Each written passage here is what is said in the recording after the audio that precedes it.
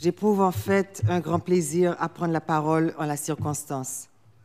Je salue cette grande décision de la 54e Assemblée générale via la résolution AG Résolution 3024 qui a consacré une semaine au cours du mois de mars de chaque année à la célébration de la francophonie. Cette résolution invite les États membres et observateurs permanents qui le souhaitent à organiser, accompagner et à soutenir, dans la limite de leurs ressources disponibles, la célébration de cette semaine visant à réaliser des activités qui favorisent une meilleure compréhension de la diversité des cultures et des valeurs des communautés francophones des Amériques.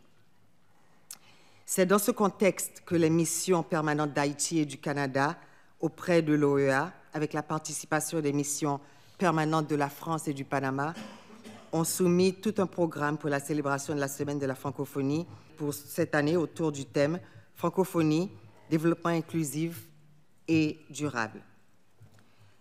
La francophonie est un espace linguistique en pleine expansion. En effet, selon certaines projections, il y aura 700 millions de locuteurs francophones dans le monde en 2050.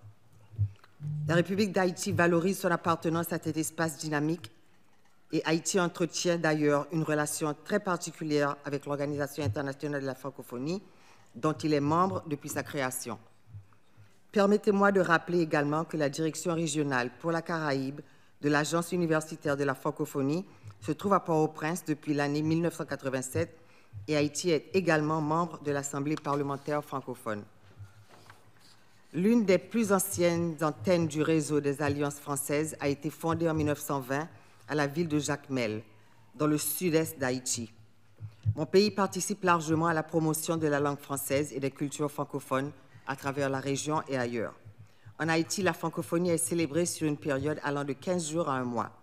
Plusieurs institutions, dont les universités haïtiennes et des ministères étatiques, participent activement à ces festivités. Haïti promeut et supporte toute initiative dont l'objectif est de faire rayonner la langue française ainsi que les cultures francophones. Permettez-moi de souligner qu'Haïti a joué un rôle fondamental dans la désignation du français comme langue de travail dans plusieurs forums internationaux, dont les Nations Unies et la CARICOM. Ces jalons historiques confirment une fois de plus l'engagement de mon pays dans la promotion de la diversité culturelle et des cultures francophones et créolophones à travers le monde. Monsieur le Président, comme vous le savez tous, Haïti traverse actuellement une grave crise de sécurité, occasionnée par l'action des gangs armés qui assaillent la population de toutes parts. Tandis que nous célébrons la Semaine de la francophonie au sein de notre organisation, dont l'une des valeurs est l'éducation, des milliers d'enfants et de jeunes haïtiens ne peuvent plus aller à l'école ou à l'université à cause de la crise sécuritaire dans divers endroits du pays, notamment dans la capitale qui, selon toutes les estimations, est contrôlée à plus de 80% par les bandes criminelles. Cette crise sécuritaire occasionne la fermeture de nombreux établissements scolaires et beaucoup d'autres sont occupés par une bonne partie des déplacés internes. Haïti compte sur le soutien de ses partenaires internationaux pour l'aider à résoudre de façon définitive ces graves problèmes de sécurité et à s'engager sur la voie du développement. L'accès au développement durable des pays les moins avancés de notre région constitue un défi pour nous tous et pour la communauté internationale.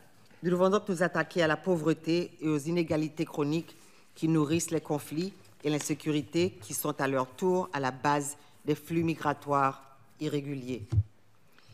Monsieur le Président, sans aucun doute, Haïti est un exemple de diversité culturelle. C'est aussi le pays qui a vu naître les figures incontournables de la francophonie, telles Alexandre Dumas, Dany Laferrière et l'ancienne gouverneure du Canada, Michaëlle Jean, qui a été secrétaire générale de l'Organisation internationale de la francophonie.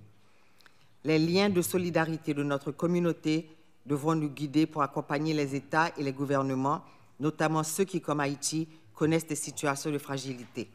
Ma délégation s'inscrit totalement dans cette approche francophone fondée sur le dialogue et le soutien mutuel. Plus que jamais, la coopération multilatérale est indispensable en vue de soutenir les pays les plus vulnérables de notre région. Tel est le sens de cette francophonie que nous prônons. Pour conclure, je réitère les engagements d'Haïti envers la francophonie et ses valeurs que nous partageons tous.